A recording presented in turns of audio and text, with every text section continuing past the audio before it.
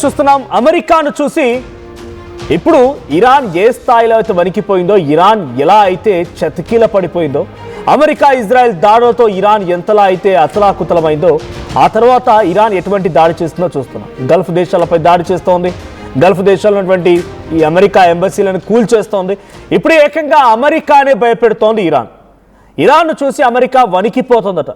ఇక్కడ big twist నెలకొంది. మీరు వింటుంది నిజమే, అమెరికానే భయపడుతోంది ఇరాన్కి.